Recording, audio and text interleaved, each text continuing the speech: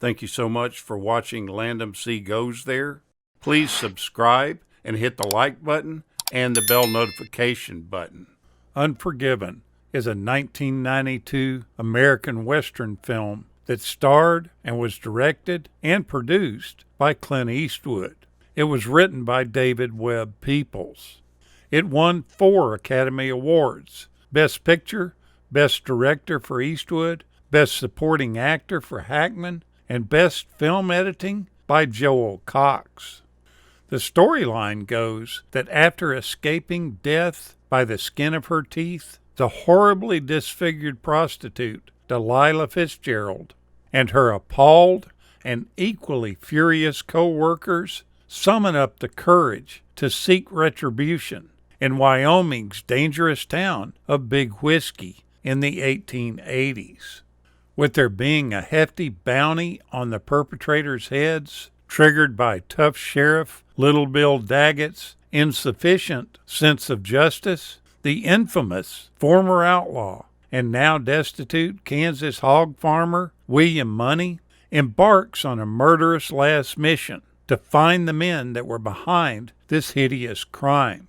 Along with his longtime old partner in crime, Ned Logan, and the brash but inexperienced young gunman, the Schofield Kid, Money enters into a perilous world that he has renounced many years ago, knowing that he walks right into a deadly trap. However, he still needs to find a way to raise his motherless children. Now blood demands blood, and we question who is the hero and who is the villain.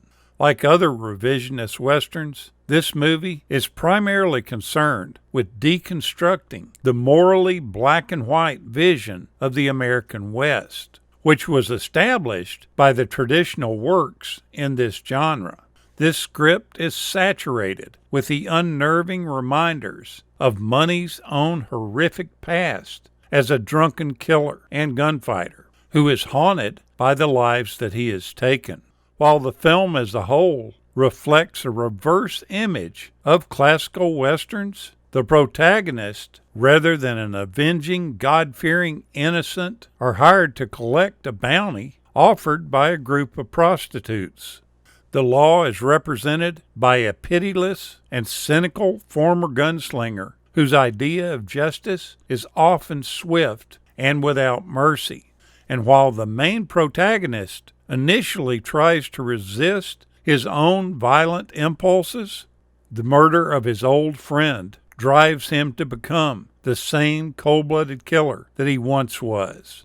All this suggesting that a Western hero is not necessarily the good guy, but is instead just the one who survived. Eastwood even had his mother in the film. His mother toiled through an uncomfortable day, wearing a heavy dress to be an extra, filming a scene where she boards a train. However, the scene was eventually cut, with her son apologizing that the movie was just too long and something had to go. All was forgiven, though, when he brought her to the Academy Awards and thanked her prominently in his acceptance speech. This film laid to rest Clint Eastwood's long-lasting statement why he would never win an Oscar. Eastwood reckoned he would never be in the running because first, he wasn't Jewish, and secondly, he made too much money, and thirdly, and most importantly, because he just didn't give a damn. Since his double Oscar win for this film, Eastwood has gone on to win 2 more Oscars and has been nominated an additional 6 times. The boots that he wore are the same ones that he wore in Rawhide, the TV show from 1959. These boots are a part of the Eastwood private collection. In 2005, they were loaned to the Sergio Leone exhibit at the Gene Autry Museum of Western Heritage in Los Angeles, California. These boots basically bookend Eastwood's career in westerns. In the early 1980s, Francis Ford Coppola got this script and met with John Malkovich to offer him the role of William Money, but he himself says he's glad he turned it down.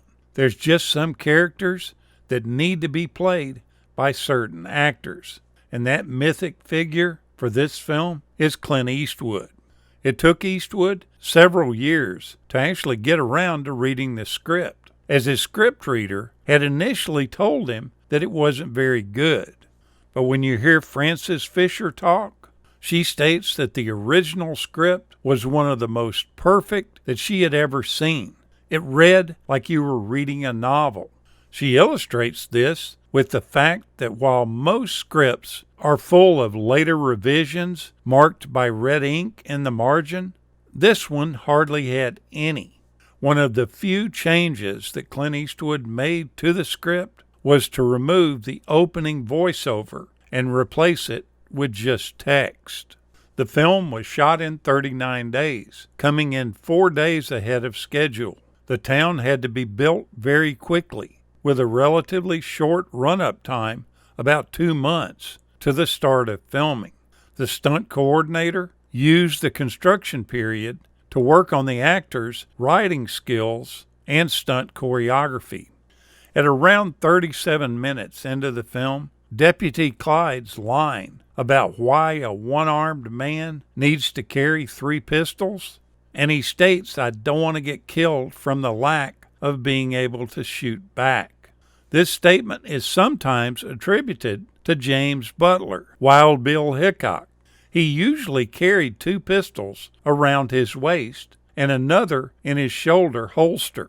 Sometimes he would have another stuck in the back of his belt, and usually had at least one Derringer hidden somewhere. Hickok would often laugh about the report of his killing 20 men with 20 shots, saying that his theory was start shooting and keep shooting until the man you were shooting at was dead. At the time of the Academy Awards, Frances Fisher was 4 months pregnant, but under strict orders not to tell anyone, not even her closest friends.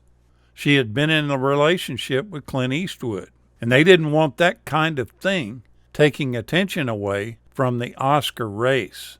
When Eastwood's name was announced as the winner for Best Director, Fisher tried to hug him, but he quickly pulled away and walked on stage.